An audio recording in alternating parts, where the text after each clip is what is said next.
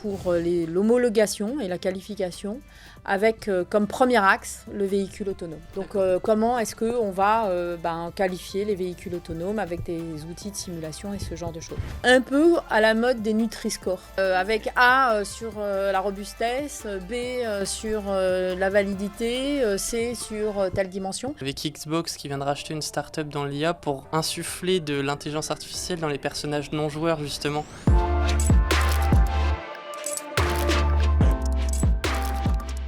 Ça me fait super plaisir de te recevoir, Juliette. J'ai vu que tu travaillais au groupe Thales. Je sais que c'est un grand groupe dans la technique et je ne le comprends pas du tout. Donc, si tu veux bien t'introduire.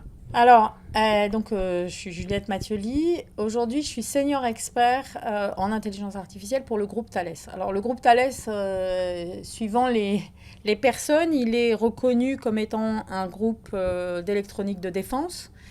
Ce qui est en partie vrai, mais il faut savoir qu'on travaille aussi dans le domaine de l'aéronautique, dans le domaine de l'espace, dans le domaine de l'identitaire et dans le domaine de la sécurité au sens cybersécurité. Parce qu'on entend beaucoup parler d'IA aujourd'hui et en fait on n'en voit qu'un tout petit bout.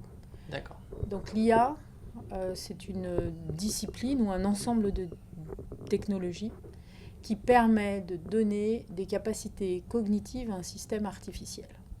Et quand on parle capacité cognitive, on parle perception, on pense à la compréhension, on pense à la synthèse, on pense au dialogue humain-machine, on pense à la décision, au raisonnement, à l'action.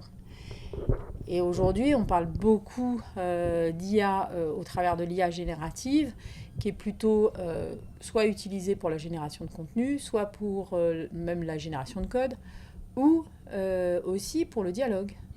Mais il y a aussi toutes les autres IA, comme celle qui permet de reconnaître un objet dans une image. Il y a l'IA qui permet de faire de l'allocation de ressources sous contrainte, etc., etc. Oui, il y a tout un univers qu'on n'imagine pas qui est caché derrière. C'est un ensemble d'énormément de disciplines. Et après, ces disciplines reposent sur deux grands paradigmes. Alors, je vais le faire de manière très caricaturale. D'accord. Mais ces deux paradigmes, c'est le premier qui est très à la mode aujourd'hui, qui est l'IA dirigée par les données. C'est-à-dire, c'est un paradigme où, à partir des données, on essaye d'en extraire de l'information, un peu comme les statisticiens le faisaient. Et c'est là aussi où il y a toute la branche des data scientists, c'est toute cette branche-là.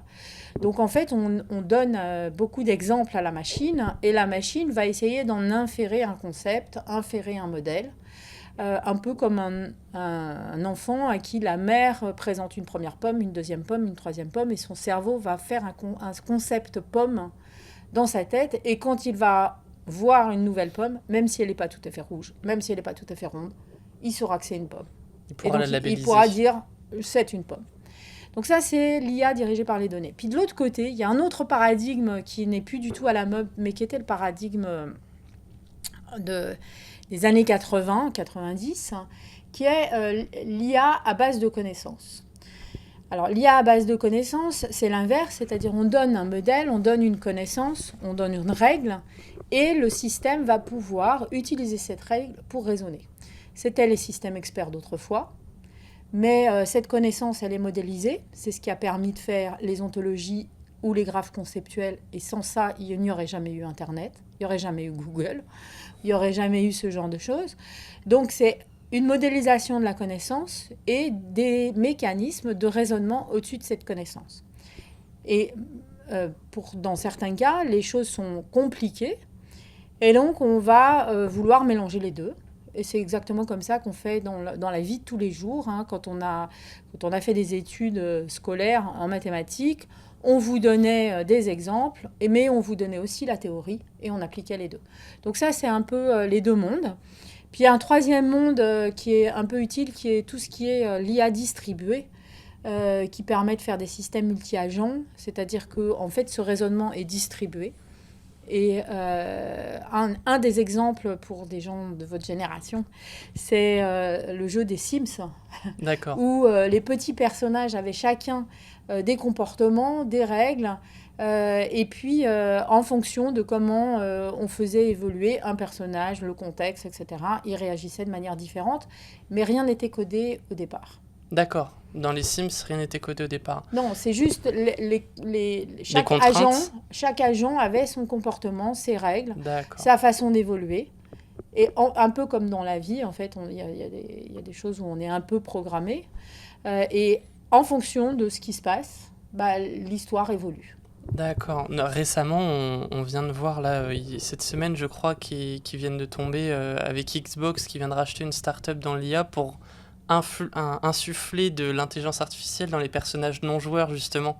Comme si c'était une grande actu qui venait de sortir. Et en Les fait, Sims, ça fait non. déjà... Les Sims, ça date d'il y a un bout de temps. Hein. Ouais, d'accord.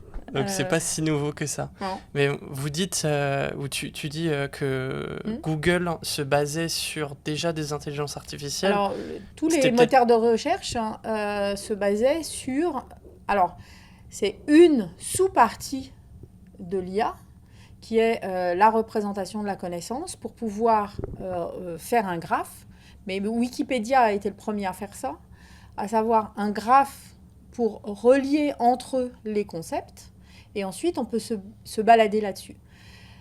Google a rajouté pour son Google Search, c'est-à-dire pour chercher de l'information, des poids dans ce graphe, hein, au niveau des nœuds, etc. Et ça a permis d'accélérer, etc. Mais c'est très caricatural ce que je dis. Hein. C'est vraiment... après, la subtilité, elle est dans le codage, dans les algos qui permettent de parcourir ces graphes, d'extraire des sous-graphes pour avoir de l'information, etc. D'accord, mais ce qui est super intéressant d'un point de vue totalement extérieur, moi j'ai quelques formations dans le digital, mais rien de développement, de code, etc. C'est de s'imaginer que cette techno révolutionnaire qui vient de sortir avec ChatGPT, en fait, elle est là depuis Alors, elle est là, des années. y a des prémices depuis des années. Parce que le traitement du langage naturel, c'est pas nouveau non plus. Hein. Sauf que dans les années, je dirais, fin 90, le traitement du langage naturel était plutôt traité par l'IA symbolique. C'est-à-dire, on disait, pour traiter la langue, il y a des règles grammaticales, il y a des règles... Donc, on l'avait un peu abordé comme ça. Puis après, il y a eu l'arrivée du machine learning, enfin de l'apprentissage automatique, avec le deep learning, qui a fait faire un bond considérable au traitement de la langue. Justement parce que la langue, c'est pas que des règles, c'est aussi des exemples, des pratiques. Et ça a permis surtout d'avoir des très très bons traducteurs automatiques. Typiquement, dans les années 90, si on devait traduire Pays-Bas en anglais, ça n'aurait jamais été Netherlands. Donc ça veut dire qu'il y a des exceptions, il y a des choses comme ça. Et puis ça a permis de faire ce bond. Et là, avec l'IA générative, les bons, ils ont été obtenus. D'abord parce que la science a fait des progrès, mais aussi parce qu'on a de plus en plus de calculateurs qui permettent d'entraîner de plus en plus de données. Et ça permet de construire des modèles, des architectures de traitement de réseaux de neurones de plus en plus grands, avec de plus en plus de paramètres. D'accord. Donc, l'IA générative, c'est la convergence de techno qui étaient là, ou les frémissantes, moteurs ont été mais meilleurs. avec des capacités calculatoires qu'on n'avait pas avant. D'accord. Donc ça a été exponentiel. Exactement. Et c'est quand la courbe a pris, quand tout le monde s'est... Un peu comme quand les premiers systèmes de reconnaissance du visage de Facebook sont sortis vers les années 2015-2016 à base de machine learning. En fait, Facebook a réussi à être meilleur que l'être humain dans la reconnaissance de visage. Pourquoi ? Parce qu'ils avaient des données labellisées énormément dans leur système. Donc, ils ont permis... Des données labellisées, c'est-à-dire des données étiquetées.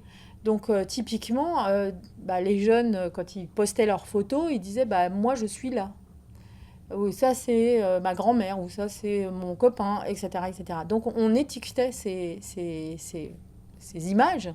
On a étiqueté aussi, et on continue d'ailleurs à étiqueter à chaque fois qu'on a des petits robots, quand on va sur Internet pour faire un achat ou pour vérifier qu'on n'est pas un robot et qu'on est vraiment un humain, on vous dit est-ce que vous pourriez sélectionner les feux de circulation, les escaliers, les vélos, etc. Et donc tout cet étiquetage a permis à des techniques d'apprentissage de reconnaître, puisque comme la mère explique à son enfant c'est une pomme, bah là on dit c'est un vélo, c'est un escalier. Nous, le consensus d'humain Voilà. entraîné comme une maman, l'IA à dire ceci est un feu rouge. Exactement.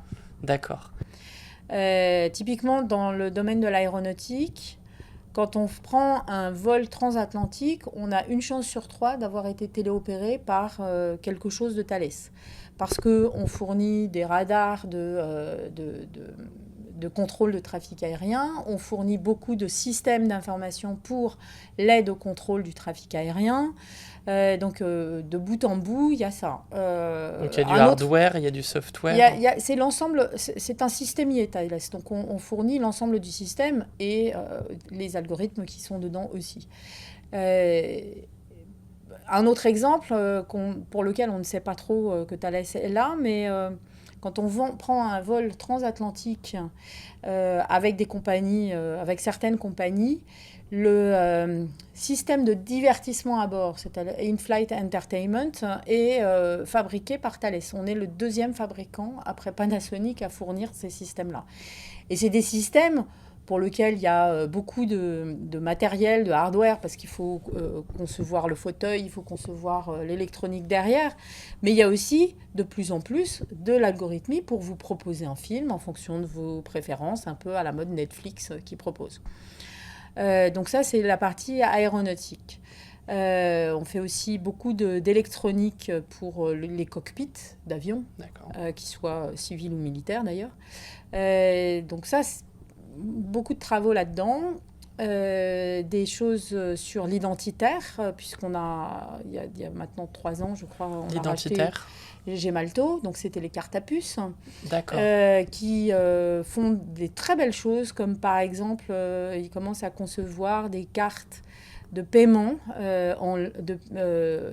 pour éviter, enfin pour augmenter le niveau de paiement avec la carte sans contact, où il y a des systèmes de reconnaissance automatique de l'empreinte digitale plutôt que de faire un PIN, un code PIN.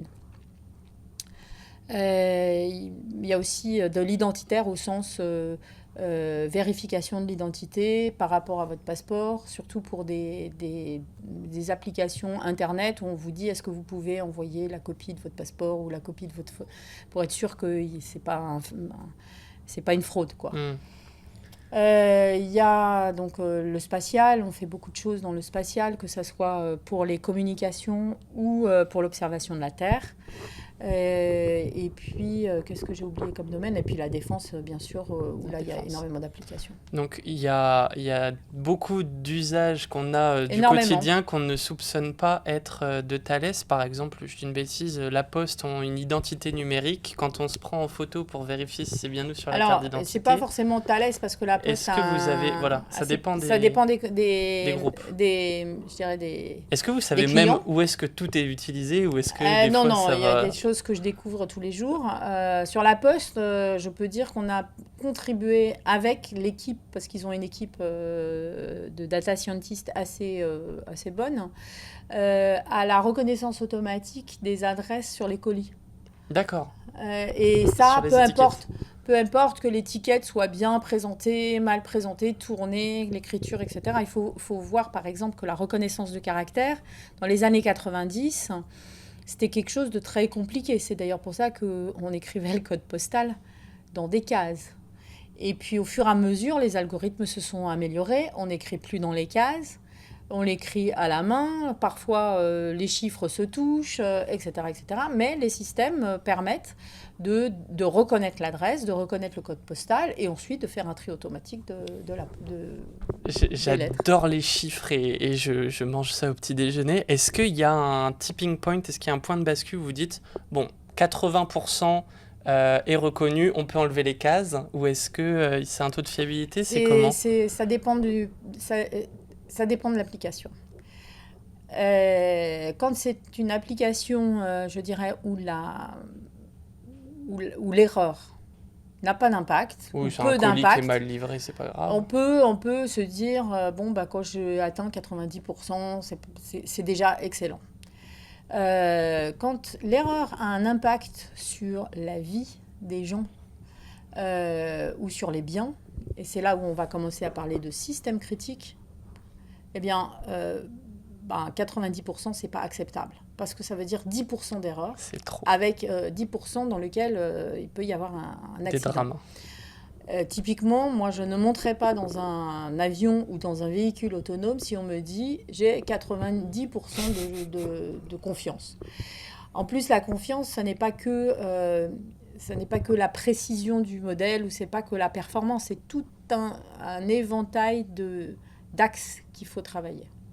Y Donc, compris la cybersécurité, y compris le fait que la sûreté, la validité du modèle, de plus en plus avec les nouvelles lois, l'explicabilité. Il faut que je puisse comprendre ce qui s'est passé à l'intérieur de mon modèle. sans compter les bugs potentiels. Alors, et ça, c'est tout compris. Ah, Parce tout qu'il compris, y a d'accord, les avec bugs les 10%. potentiels, et ça, c'est toute l'ingénierie logicielle et l'ingénierie D'accord. système qui me permettent D'arriver à chiffrer ce taux de, entre guillemets, réussite, de tout confiance. compris. Voilà. Taux de confiance, d'accord. Mm. Ok, mais c'est super intéressant.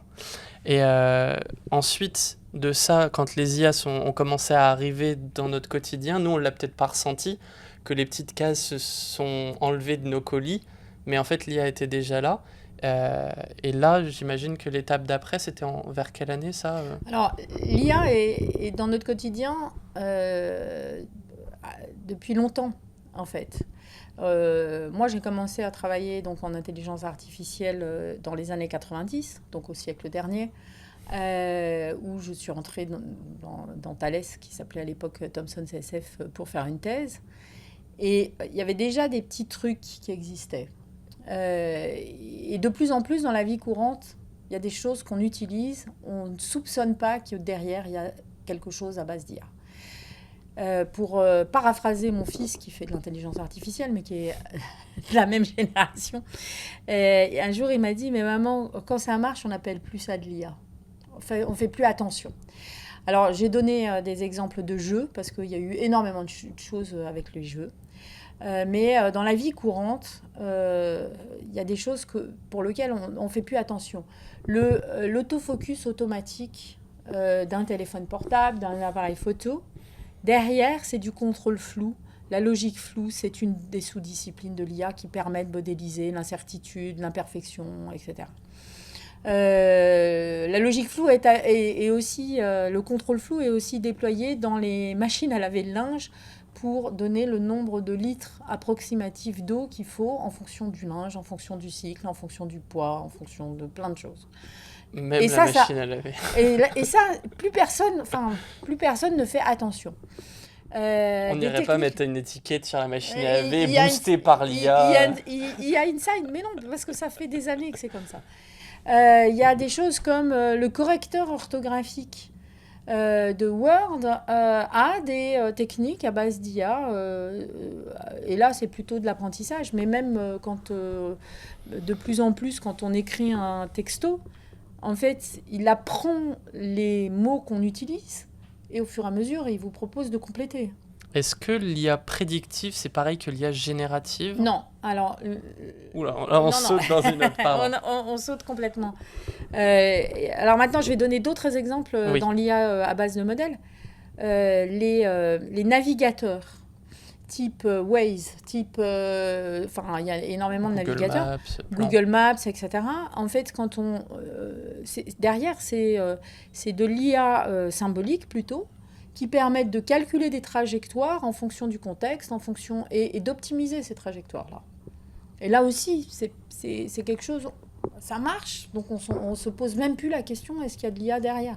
Donc on donne le point A, le point B, et l'IA optimise. Il va chercher le plus court chemin. Dans la contrainte. Alors le plus court chemin en fonction du contexte, parce que parfois, par exemple, sur une autoroute, peut y avoir un accident, donc il va essayer de trouver quelque chose.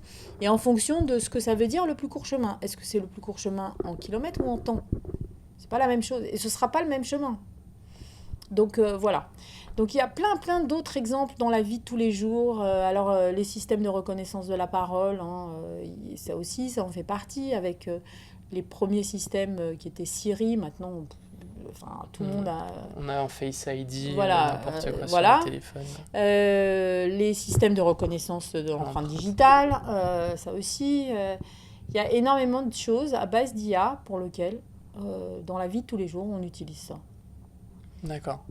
Pour avoir trifouillé pas mal dans les IA génératives et fait quelques modèles, c'est des modèles souvent qui pèsent très lourd, Oui. c'est des modèles qui pèsent 4-5 Oui. gigas. Ça veut dire qu'ils ont été optimisés à fond pour pouvoir tenir dans un téléphone, parce qu'on imagine Non, qu'il n'y a alors, pas 30 l'IA gigas de modèles. générative, Ou ils sont stockés ailleurs. alors, il y a plusieurs choses. Il y a ce qu'on appelle l'IA embarquée, où là, on utilise, on embarque un modèle IA, alors qu'il soit symbolique ou qu'il soit à base de données, hein, c'est pas un problème, dans un composant ou un système, et il n'a pas besoin de faire appel à l'extérieur pour pouvoir raisonner. Ce qui n'est pas le cas de l'IA générative que vous allez mettre sur un téléphone portable. Si vous n'avez pas Internet, il ne vous répondra pas. Parce qu'en fait, il va chercher le service dans le cloud ou dans une plateforme, pour ne pas les nommer, mais par exemple sur OpenAI avec ChatGPT. Et c'est parce que ChatGPT a entraîné ces modèles sur des plateformes qu'il va pouvoir vous répondre. Ils ont des serveurs avec des cartes graphiques Exact. et ils nous renvoient juste la réponse. Exactement. D'accord. Exactement. Mais une IA générative totalement embarquée sur un téléphone, bah, ça demande beaucoup de travail. C'est pas optimisé, quoi. Non. Non, il faut une carte graphique, il faut du stockage. C'est pas encore ça. D'accord. On y arrivera peut-être ? Certainement. C'est génial, ok. Et du coup, est-ce qu'on peut ressauter sur l'IA générative et prédictive ? Alors, l'usage, donc j'ai dit, hein, on peut utiliser l'IA pour faire plein de choses. On peut utiliser l'IA, en particulier, il y a eu un moment donné où ça a fait un buzz sur l'IA prédictive qui était là pour prévoir, mais avec la condition, et ça c'est une condition qui est importante, que le futur dépend du passé. Ça veut dire quoi ? Ça veut dire que par exemple, quand je veux savoir dans combien de temps il va falloir que je remplisse mon réservoir d'essence dans une voiture, j'ai de plus en plus des jauges qui vous disent dans 400 km, il va falloir faire le plein. Mais en fait, derrière, il y a eu un système qui a appris comment est-ce qu'on conduisait et qui en déduit de manière presque statistique que si je conduis comme ça, j'aurai à faire un plein. Donc ça, c'est ce qu'on appelle l'IA prédictive, avec une application énorme dans la maintenance. C'est la maintenance prédictive, qui est là pour prévoir dans combien de temps la machine sera défaillante ou le système pourra être défaillant. Ça rend beaucoup de services, hein, mais ça ne prévoit que parce que ça a appris le passé. D'accord. Et donc, ça dit ça. Mais ça ne peut pas prévoir une nouvelle crise. Il faut d'abord une les catastrophe, données. Quelque chose qui n'était pas prédictible au sens qui ne dépend pas du passé, parce qu'il y a eu un événement tel que... potentiellement, les cours de la bourse, ça pourrait être... Alors, les cours de la bourse, c'est un peu des deux. C'est-à-dire qu'il y a des choses qui viennent parce que il y a quand même des comportements qui sont, je dirais, classiques, donc qui dépendent du passé. Mais il peut y avoir quelque chose, un événement, je sais pas quoi, la mise en examen du PDG de la boîte, un tweet qui fait de Monsieur Musk. Voilà, qui fait que ça tombe, et ça, c'est pas forcément prédictif. Parce que l'hypothèse de base, c'est ça dépend du passé. D'accord. Donc ça, c'est la première chose. Il faut toujours savoir, c'est là où utiliser l'IA, il faut savoir dans quel contexte ça marche et dans quel contexte ça marche pas.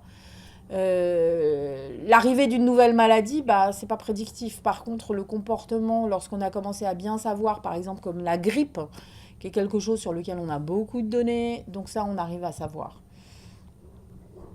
Après, donc ça, c'est l'IA prédictif. Après, il y a l'IA descriptif, qui est là pour essayer de comprendre et qui va observer, qui va agréger l'information et qui va donner l'état des lieux. Et puis, il y a l'IA prescriptif, un peu comme la médecine, qui va vous donner des moyens pour résoudre un problème. Et c'est une autre IA, c'est l'IA à base de modèles, c'est pas l'IA à base de connaissances. L'IA générative, c'est encore autre chose. C'est-à-dire que l'IA générative part d'un ensemble de données et essaye de créer quelque chose de nouveau, en agrégeant, en combinant, un peu comme le cerveau humain le fait. Donc, à chaque fois, on adresse des capacités ou des fonctions cognitives différentes. Oui, et ce que tu sous-entends, c'est qu'ils n'ont pas tout d'un coup.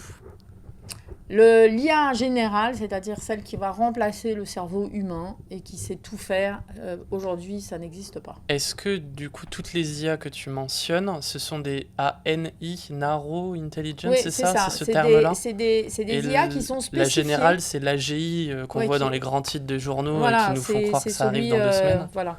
L'IA, aujourd'hui, l'IA est très bonne. Si on sait choisir la bonne sous-techno, hein, pour faire des tâches très spécifiques. D'accord. Pour l'instant, spécialiste.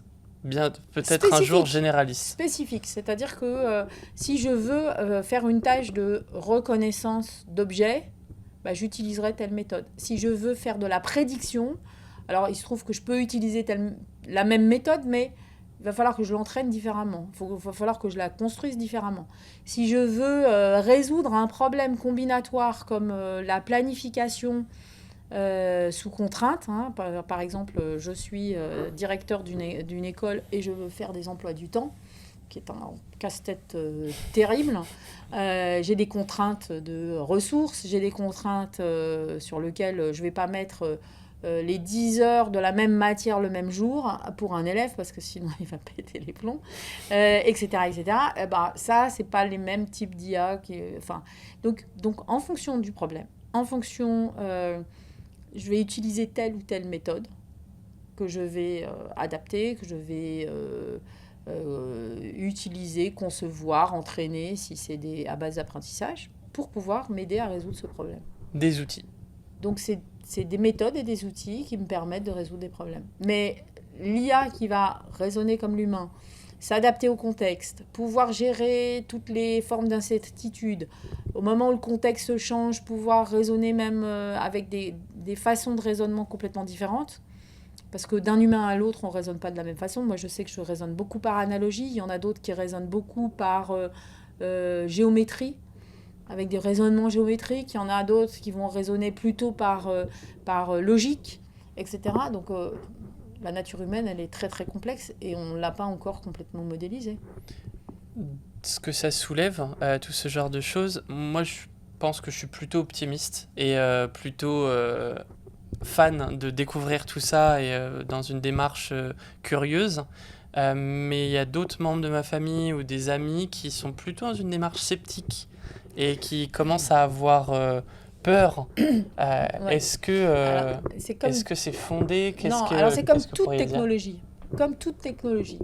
Dès qu'il y a des choses qui sont innovantes, il y a les deux qui s'affrontent. C'est-à-dire qu'il y a des gens qui sont plutôt pro-progrès et donc qui sont là et qui disent non mais c'est génial, ça va apporter des choses, et d'autres qui se méfient.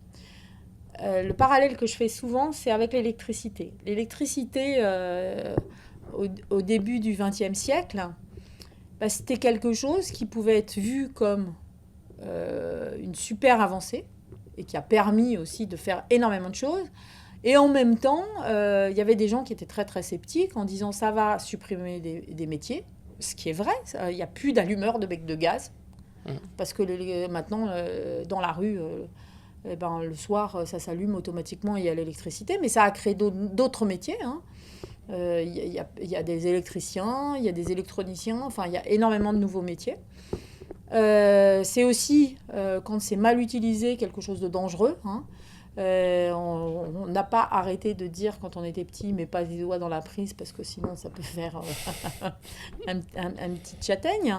Là c'est pareil, l'IA doit être accompagnée et la population doit comprendre ce que ça fait, et comme toute technologie bien utilisée c'est un plus, mal utilisée ça peut devenir dangereux.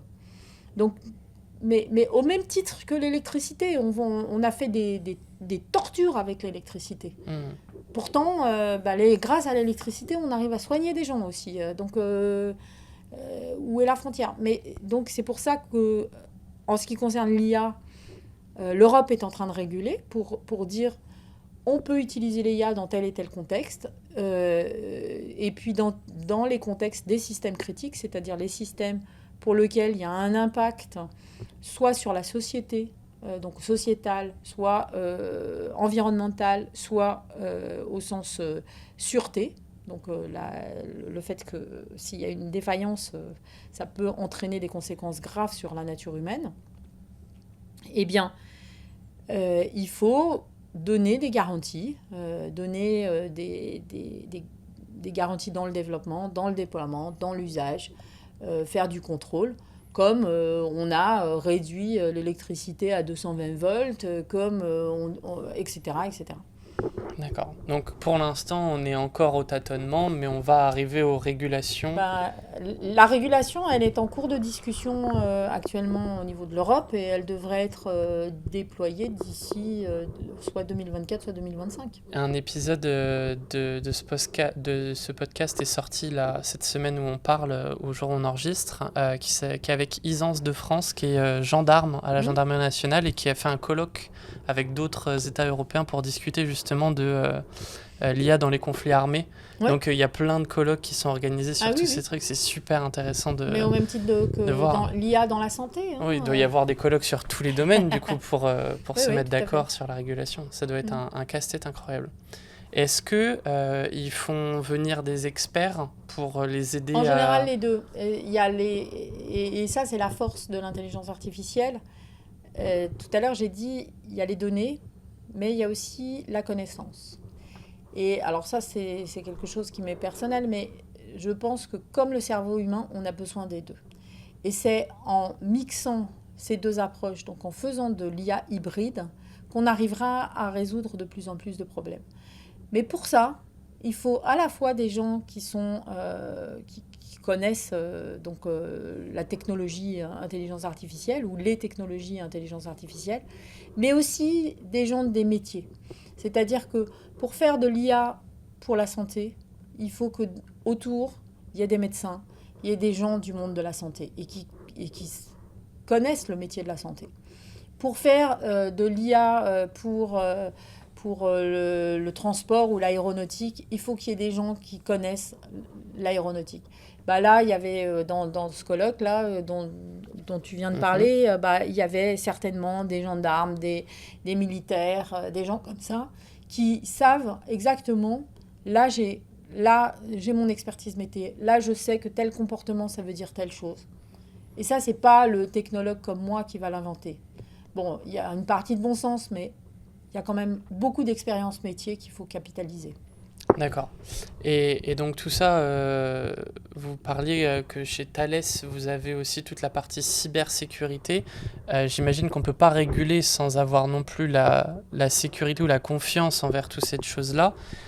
Comment est-ce qu'on arrive au stade où, je ne sais pas, peut-être qu'un gouvernement va dire ça y est, la carte d'identité passe avec l'IA ou telle chose. Alors, il y a deux choses dans la cybersécurité. Il y a l'IA au service de la cybersécurité.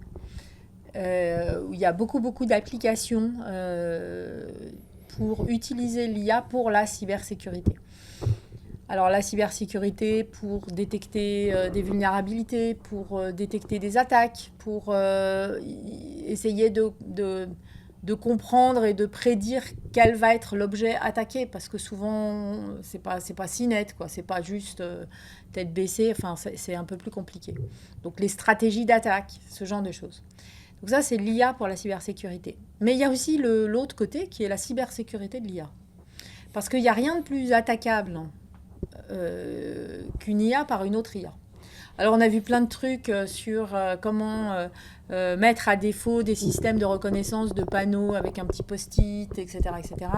Et ce qu'on appelle... Oublie tout ce que tu as appris pour enlever les prompts cadres. Alors il y a ce genre de choses aussi. Donc les deux sont importants et il ne faut pas négliger la cybersécurité de l'IA. Dans Thales, on a mais je pense que dans beaucoup d'autres endroits, l'équivalent de friendly hackers, c'est-à-dire de gens qui essayent de... Les white hats. Voilà, les white hats qui essayent de secouer un peu tout ça. en utilisant parfois de l'IA pour les aider. Hein. C'est ça, c'est-à-dire que C'est un outil. si la défense monte et augmentée par l'IA, l'attaque est aussi augmentée Elle par peut l'IA. être aussi augmentée par l'IA. Potentiellement, d'accord. Donc forcément, il faut monter les barrières plus haut, entre guillemets. Bah oui, D'accord. c'est ça qui est passionnant. Comment on découvre? Est-ce qu'on doit passer du côté obscur pour nous-mêmes savoir comment mieux se défendre? Est-ce qu'il y a des pratiques? C'est comme tous les pratiques de cybersécurité, c'est-à-dire que les white hats sont là avec une très grosse connaissance en cybersécurité et ils vont commencer à utiliser les outils d'IA et puis comprendre où sont les faiblesses et ce genre de choses. Donc c'est vraiment ce genre de pratique, quoi. D'accord. Tu souhaitais qu'on parle d'un programme Oui. qui parle de cybersécurité Non, également? alors il parle surtout de Confiance? confiance. D'accord. Alors la confiance, c'est plusieurs choses.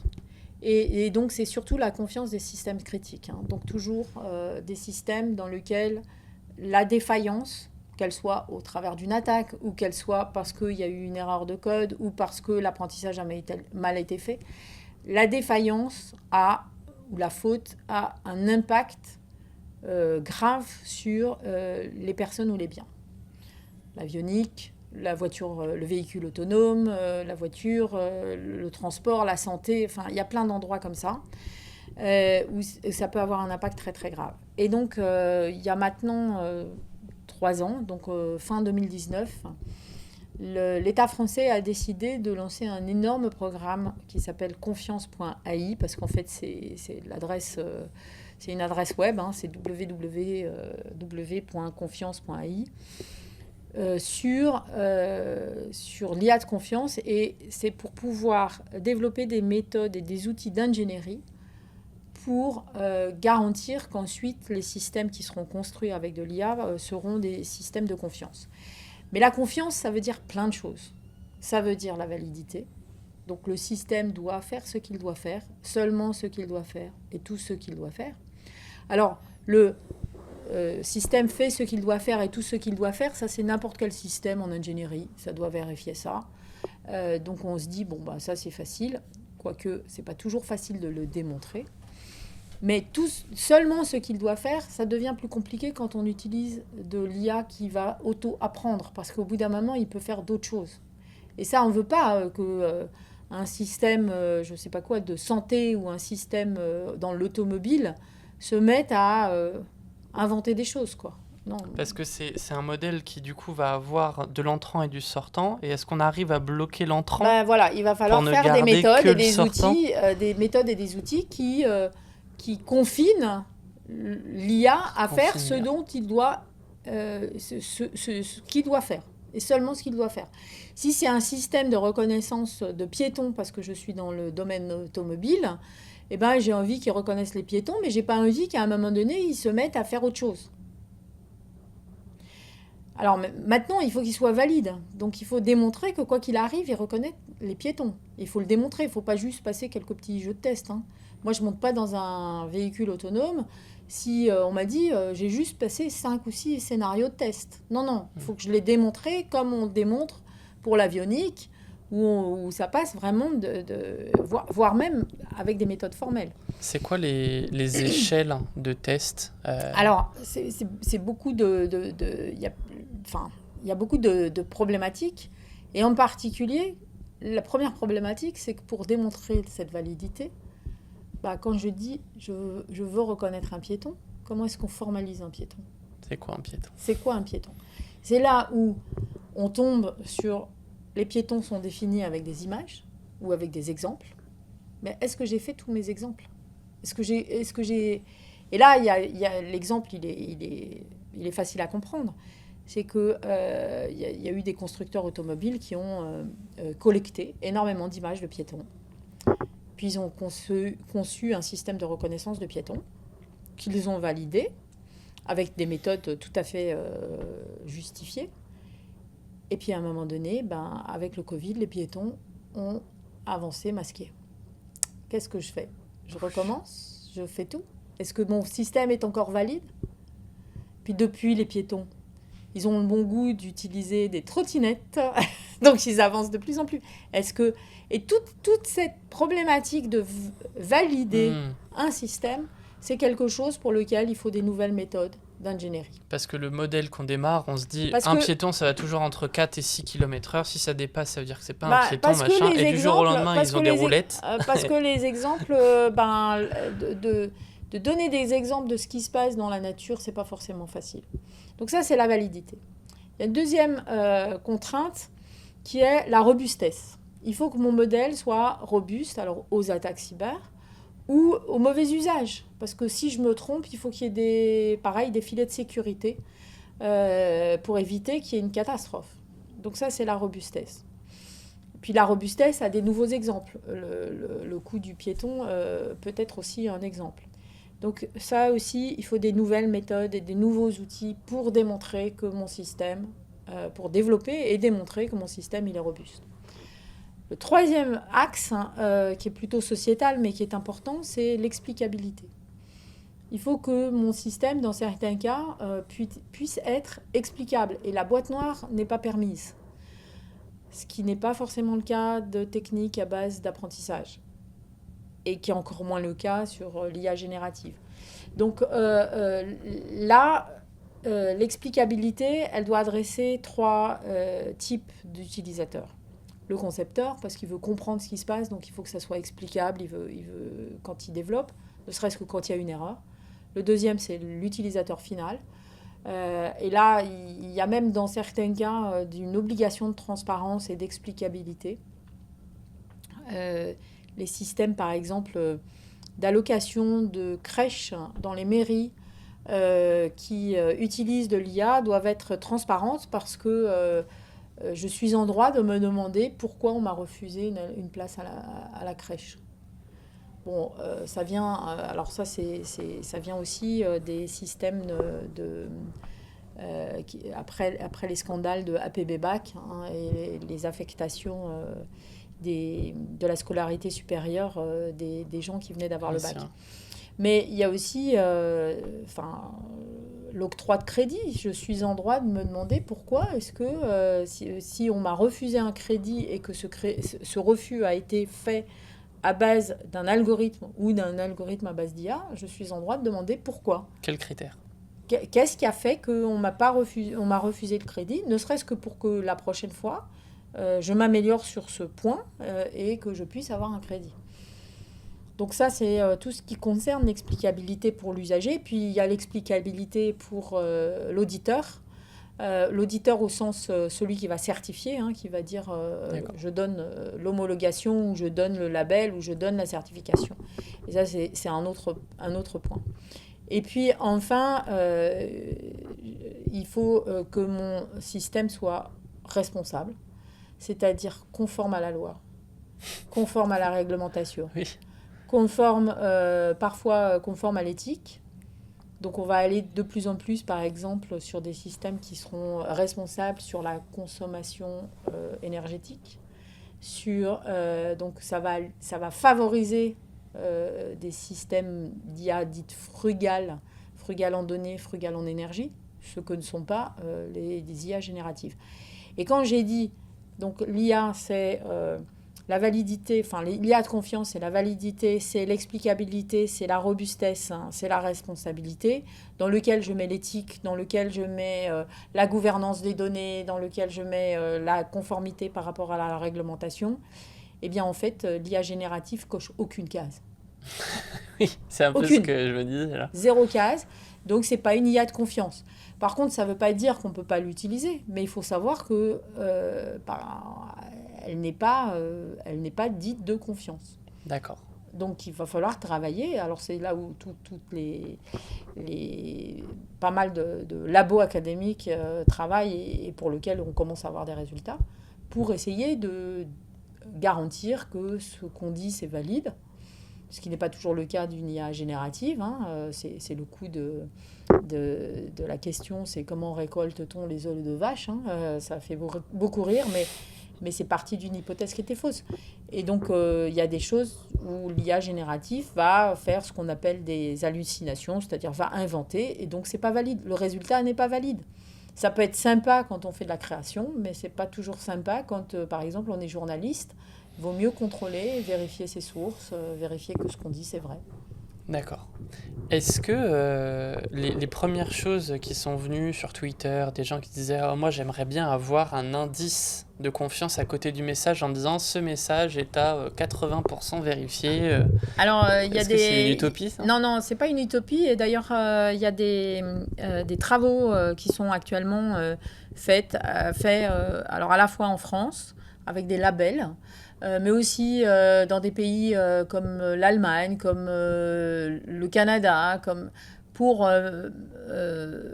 donner des moyens de qualifier, plus qu'évaluer, de qualifier la confiance qu'on peut avoir, un peu à la mode des Nutri-Score. D'accord, Nutri-Score des IA. Voilà, Ok. avec A sur la robustesse, B sur la validité, C sur telle dimension. Parce que c'est un problème tellement complexe que c'est compliqué. Alors, c'est là où on en revient au programme confiance.ai. Donc, il y a 3 ans de ça, la France a décidé de lancer ce grand défi national de l'IA de confiance. Donc ça, c'est spécifique au territoire français. Ça, c'est spécifique au territoire français, même si ça commence à faire des petits ailleurs. D'accord. Basé sur un triptyque, qui est le premier programme, le premier pilier, qui est le pilier technologique, dans lequel il y a le programme confiance.ai. Le deuxième pilier, qui est le pilier normatif, dans lequel la France a décidé de pousser sa voix sur la norme et pour aider à construire de l'IA de confiance et normer ça au niveau international. Et le troisième pilier, qui est plutôt un pilier pour l'homologation et la qualification, avec comme premier axe le véhicule autonome. Donc, comment est-ce qu'on va qualifier les véhicules autonomes avec des outils de simulation et ce genre de choses.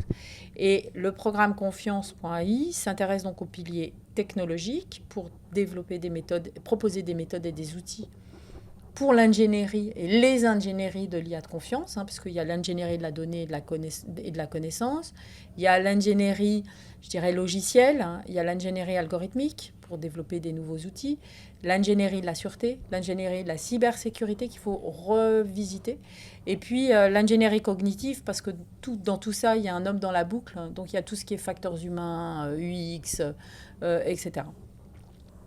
Et donc, ce programme regroupe des industriels français, donc regroupe Atos, regroupe Airbus, il y a aussi Renault, il y a aussi Valeo, il y a aussi Safran, il y a aussi Thales, il y a qu'est-ce qu'il y a d'autre ? Il y a Soprasteria qui est là. Donc des gros industriels qui s'appuient aussi sur un écosystème académique, comme les IRT, donc l'IRT Systemix, qui est le pilote du programme Confiance. Mais il y a aussi l'IRT Saint-Exupéry, qui est du côté de Toulouse, et tout un écosystème de start-up et d'autres labos académiques. Un vrai panel. C'est un vrai écosystème. C'est un des plus gros programmes de recherche et technologie sur l'IA de la France, puisque c'est 45 millions d'euros, donc c'est quand même pas mal pour la France. Alors c'est peut-être petit pour d'autres pays.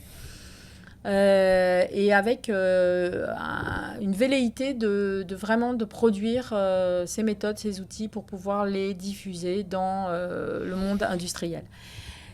Il y a eu des petits, si je puis dire, puisque le Canada a lancé en avril confiance.ai, IA, puisque ce sont des Québécois, donc ils l'ont prononcé à la française. Qui fait exactement la même chose, alors avec des méthodes un peu différentes et une couverture applicative un peu différente, puisque la couverture applicative française, c'est plutôt l'aéronautique, la défense et le domaine, je dirais, du manufacturing, dans l'industrie, avec un peu la santé, puisque j'ai oublié Air Liquide dans ce contexte. Et les Canadiens, eux, s'appuient surtout sur un écosystème plutôt de start-up, plutôt que des grosses industries. Et puis, s'adressent sur d'autres domaines, comme celui de la finance. Et attaquent d'autres dimensions, comme celle de l'environnement et l'éthique. qui est moins attaqué par Il passe confiance. par d'autres points. Ok. Confiance, mais on travaille beaucoup en commun. Hein. Il y a des ponts entre la France et le Canada. Il y a des choses qui se font en Allemagne. L'Allemagne travaille beaucoup sur ces domaines-là, avec un axe très fort sur l'automobile. L'Angleterre vient de lancer des actions autour de l'IA et de la safety. L'Australie a tout un programme aussi sur l'IA de confiance. Donc ça commence à être quelque chose qui est en marche et qui était un peu le parent oublié, qui est comment est-ce qu'on fait de l'IA de confiance, mais de nature industrielle et plus simplement au travers de preuves de concept. Ouais, d'accord. Et ça, ce label de pouvoir dire cette IA-là, on peut lui faire confiance, le but final, c'est l'utilisateur final, Alors, c'est pour la dire masse. voilà, pour dire ça pourra être quelque chose de confiance. Je pense que ça passera par une labellisation ou une normalisation ou Un comme- comité comme, qui viendra vérifier. non, mais un peu comme la norme NF, qui est la norme qui dit cet appareil, il a été validé par un organisme tiers.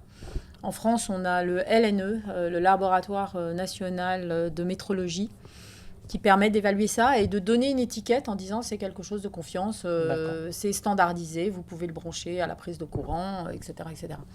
Donc, Comme dans l'agroalimentaire, de dire qu'on comme veut dans que... l'agroalimentaire où il y a des normes. Ça, c'est propre à la consommation. Et après, il y a tout ce qui concerne la standardisation par domaine, c'est-à-dire que l'aéronautique travaille beaucoup sur la standardisation pour le domaine de l'aéronautique et pour pouvoir certifier. C'est-à-dire mettre un certificat en disant « Ok, c'est bon pour le mettre dans un avion ». Génial. C'est la même chose pour l'automobile, c'est d'autres organismes de certification, c'est la même chose pour le train, pour tout ce qui est ferré. Pour la santé, c'est aussi des normes différentes.